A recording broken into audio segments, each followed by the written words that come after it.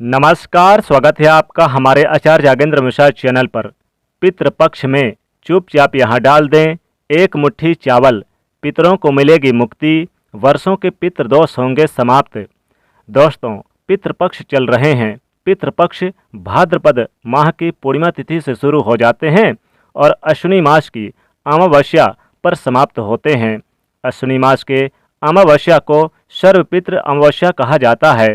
पितृपक्ष पूरे 16 दिनों के होते हैं। इन्हें श्राद्ध पक्ष और कनागत भी कहा जाता है।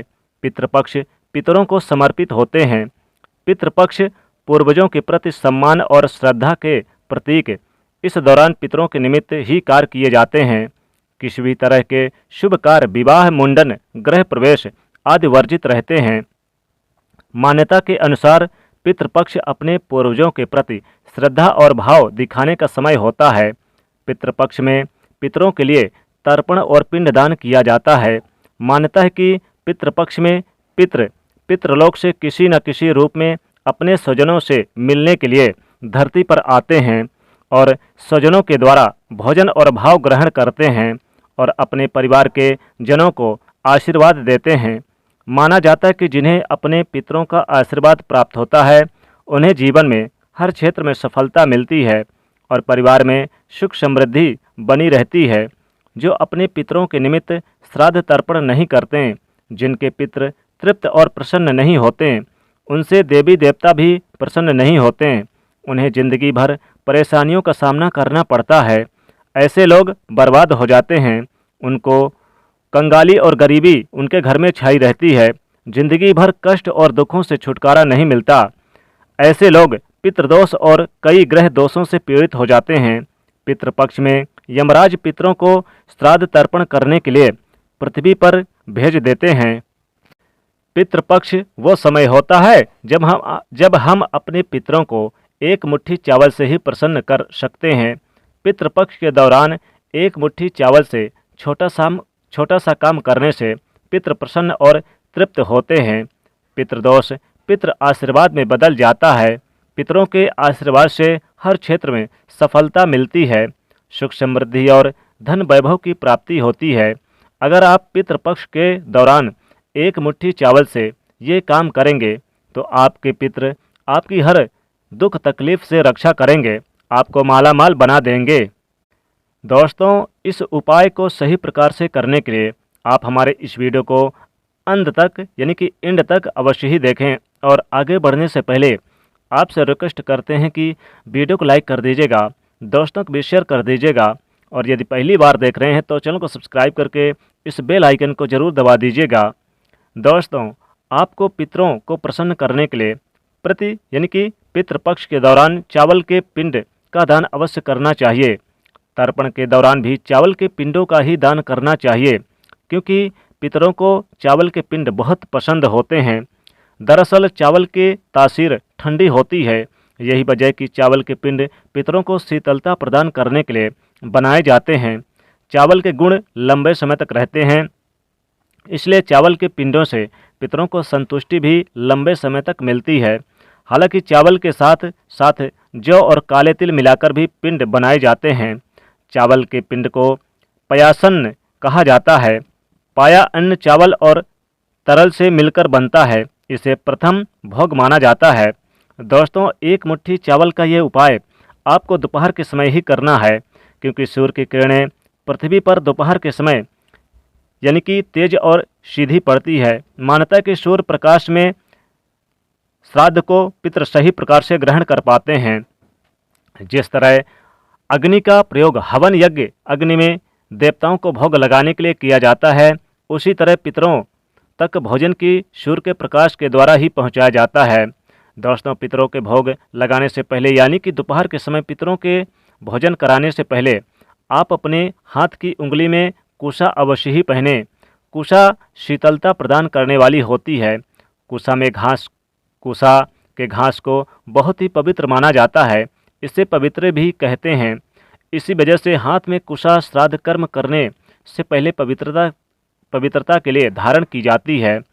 दोस्तों, एक मुट्ठी चावल लेकर पितरों को भोग लगाने के लिए खीर बनानी है। जी हाँ दोस्तों, खीर श्राद्ध में बनाई जाती है। पिंड जो चावल के बनते हैं उन्हें पयाशन्न भी कहते हैं। ऐसा इसलिए कहते हैं क्योंकि तरल और चावल से मिलकर पिंड बनाए जाते हैं। उसी प्रकार खीर को भी पयाशन्न कहा जाता है, क्योंकि खीर को भी चावल और तरल यानी कि चावल और दूध को मिलाकर बनाया जाता है।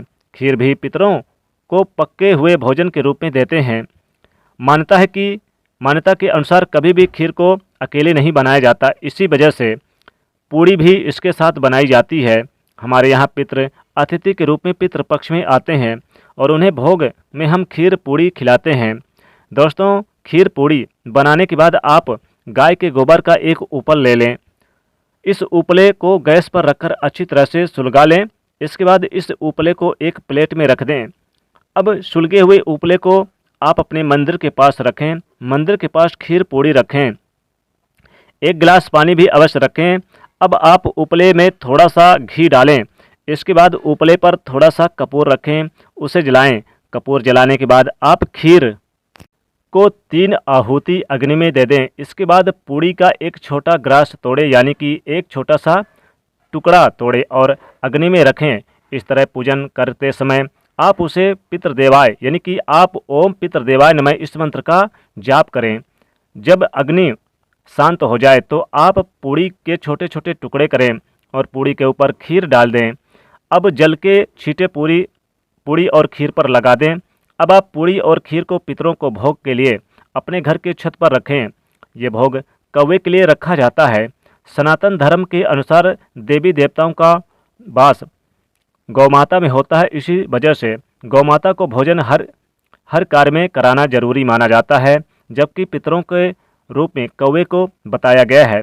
मान्यता के अनुसार पितृलोक यमलोक में हमारे पितृ वास करते हैं। यहीं यम का ही संदेहवाहक भी कौवे के रूप में माना जाता है।